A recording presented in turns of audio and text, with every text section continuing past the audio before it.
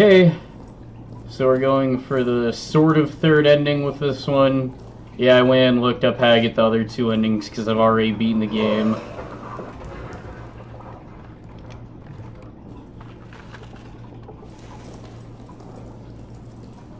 And this one, I'm doing it now because it's going to be the easiest one to get. Because essentially we just have to die by falling off these pillars. When I mean pillar, I meant to say bridge.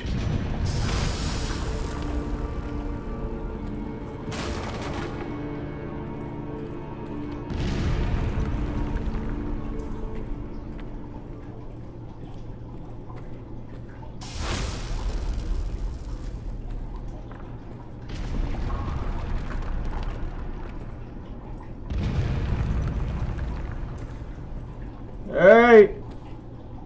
Geronimo! Ah!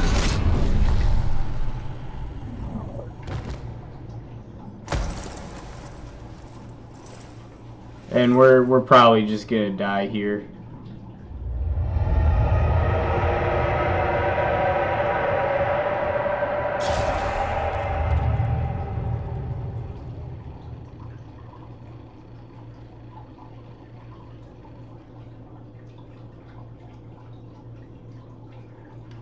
Okay, so, yeah, something red killed us at the bottom. I heard that's, like, the most disappointing, like, sort of ending. That's what I wanted to get over with.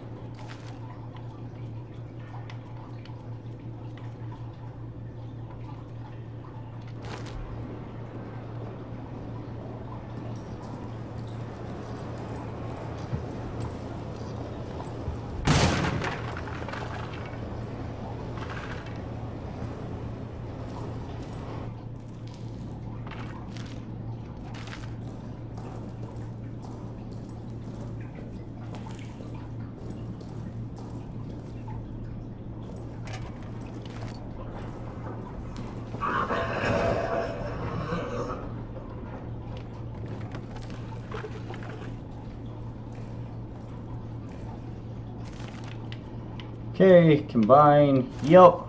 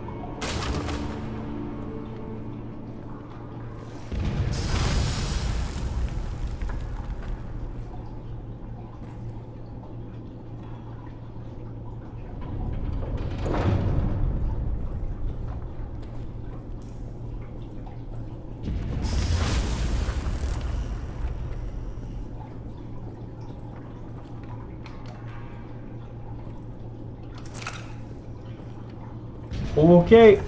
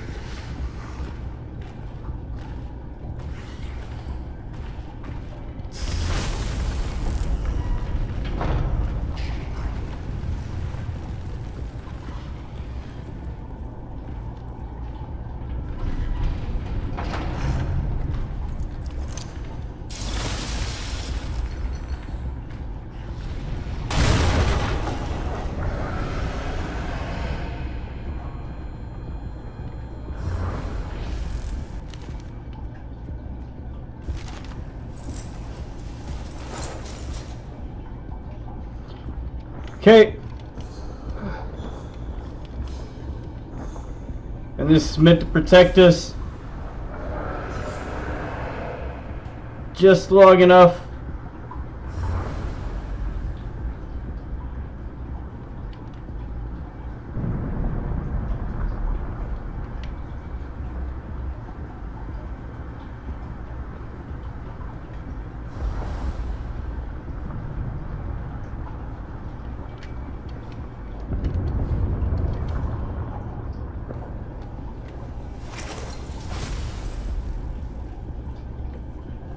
Okay, we're about to make it out, boyos.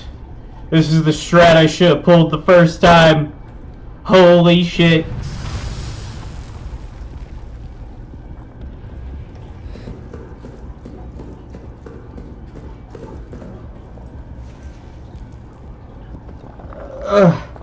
Freedom! Oh god. Fuck. I hate Mondays. I held my breath.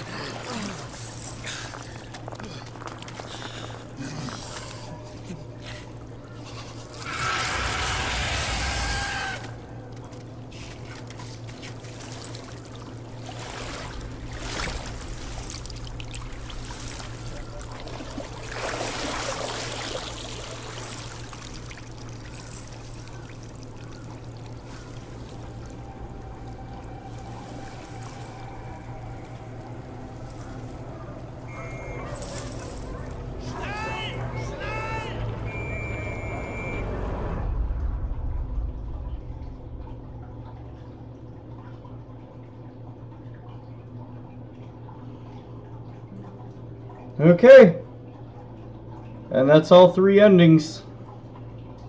I'll see you guys back at the main menu for my final thoughts.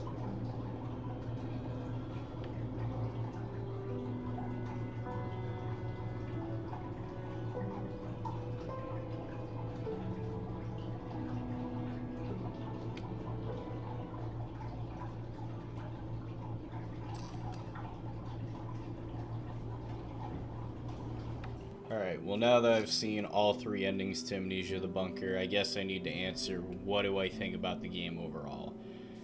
And without really delving too deep, I can go ahead and say that Amnesia The Bunker is probably one of the best first-person horror games I've played since Alien Isolation.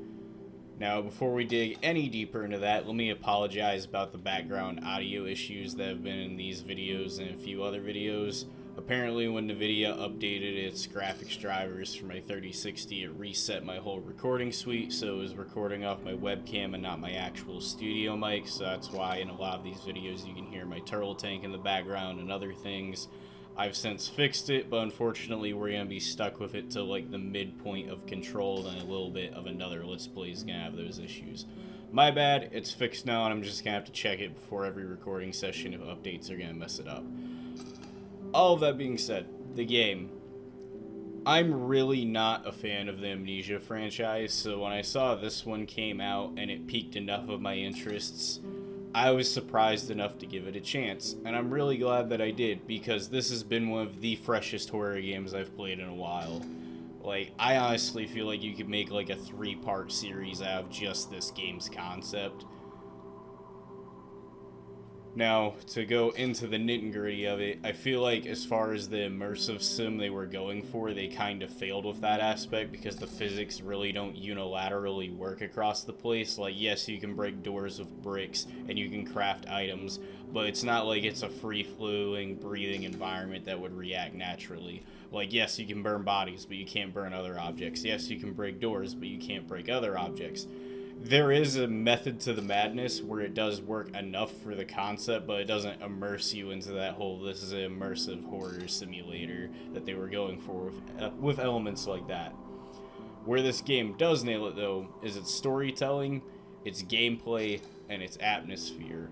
Holy shit, this is some of the best I've seen in the biz in quite some time. And Frictional's been doing nothing but horror games their whole development life. So to see it all culminate to this and be the pure form of perfection is great. Okay, so the first element I want to talk about of the trifecta that I said were nailed in this game is the atmosphere. This game nails its time period to a T. As someone who studies a lot of World War I and collects surplus rifles from that period and is a massive history buff in general, there was a lot of stuff in this that I just don't see in other games, like the attention to uniform details, the conditions of the trenches, how the bunker was set up, how they actually accounted for the accents being correct to both the factions. The German spoke very fluent and period correct German. All of that was perfect to perfectly set up the world that they wanted for this game in the Amnesia mythos. And the other thing that it does great is it shows an aspect of the war that we really don't get to see in movies and books too much, which was like the internal depression and the fear of like doing this stuff, and how you would basically be living on the edge of whenever the next attack or patrol was. Even the beginning of the game shows you getting mustard gassed by the Germans at night. That was a real reality of the war that we just don't see in most media, because we see it as this back and forth daylight fighting and tunneling at night and holding security at night, when in reality the war was moving non-stop. So I'm really glad that they nailed the atmosphere of the war and the era itself. But one thing that cannot be understated is how well the intense horror feeling is in this game, with the lighting, having to crank your light knowing you're making noise every second, the gurgles and screeches of the monster, having limited bullets where you have to manually load them into the gun one at a time, having to craft all of your items together. That all was done to a perfection where I've seen it done so much worse than other games, to where this stands along the greats like Condemned, Amnesia The Dark Descent, Alien Isolation, Doom 3, and a few others. So all of that, perfect, chef's kiss. Now let's move on to the gameplay. So when talking about the gameplay, again, this game did it right. Overall, the gameplay is fantastic. It's survival horror done to a T. The limited supplies, having to learn the crafting recipes on your own outside of the initial bandage recipe, the game not holding your hand and giving you options to defend yourself, all of this works. And I feel like the difficulty scales in a few core aspects in terms of how much fuel you find, how aggressive the monster is, how many bullets you get, what recipes you'll have access to early on and stuff like that. So it's one of those things of like, the more you play the game and the more you learn it, the easier playing the harder difficulties would become. And I really like that. A lot of games fail to do that, where they teach you the sandbox so well to where you can just play it, master it, and perfect it. And obviously, with this being a horror game, they knew not to just give you a shit ton of bullets because then you'd just be shooting at the monster all the time. They knew not to give you a whole bunch of grenades because there's side effects to using the grenades. They also put things in the bunker that aren't just the monster get you, like traps left by your comrades, rats that can become hostile if you bother them, or you get damaged by the monster. There's an actual economic system to everything you do, and I feel like so many horror games fail to implement that properly, and this is absolutely perfect. Like I said earlier, the only thing where it gets a little iffy is where they go into the immersive sim end of it and have you physically interact with the world in an obtuse way, like you're really there, like having to break the door open, having to break open the gas canister, physically burn the bodies. All of these work in the game, but they don't immerse you any more than the game already immerses you. So, all that's left is the story. Let's get into it. The story for this game is delivered in a very unique way compared to most other games, where most other games you get the bits you need to know up front as it's happening, then you explore off to the side and learn everything else. This game really doesn't do that. It pretty much gives you the setup for the story at the beginning that you see in real time, and then you have the events you play through in the game, but to really understand it, you need to spend time in this bunker, find all the notes, find all the pictures, put everything together, find the rabbit that Lambert left. Like, it's left as a puzzle for you to figure out, as far as the beast being your friend Lambert, how to get out of the bunker, how to find the items you need, what happened in the bunker prior to you waking up with amnesia about what happened, what you did that was grievously wrong. All of that's normal Amnesia stuff because that's what the franchise is based on, but because I've never played an Amnesia game, this was the first time I've experienced it in this series, and overall I'd say it works. I feel like they should have had ways for you to get more definite answers instead of just putting it together yourself, just for some people that might not be able to do it. But overall, the story, I'll correct myself, the story was pretty good. Is it the best horror game story I've played? No, it was very cliched. It was very easy to figure out a lot of the twists and turns, and then a lot of the minutia and the details was easy to get mixed up on. So, other than a couple small points, the story's pretty good. All of this put together, it makes an absolutely fantastic horror experience that I will probably play through again, just not for the channel. And if I were to rate this game from 1 to 10, I'd probably give it an 8.5 to a 9 out of 10 because I loved it that much, and I can't recommend it enough if you're a horror fan. Overall, I hope you guys enjoyed this Let's Play quite a bit. I know I did, other than the few technical issues that I had with it. Right now, I'm still playing Control, and that is going to be coming to the channel fairly soon. Until then, we have Silent Hill: The Short Message, and possibly Resident Evil 8 DLC coming in the channel while I work on that.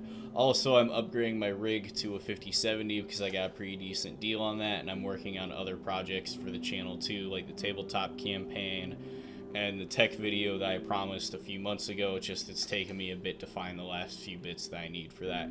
So all of that's in the pipeline. I hope you guys enjoyed everything, and I will see you in the next one. P.S. The killing monster ending was the best ending in the game. Wow.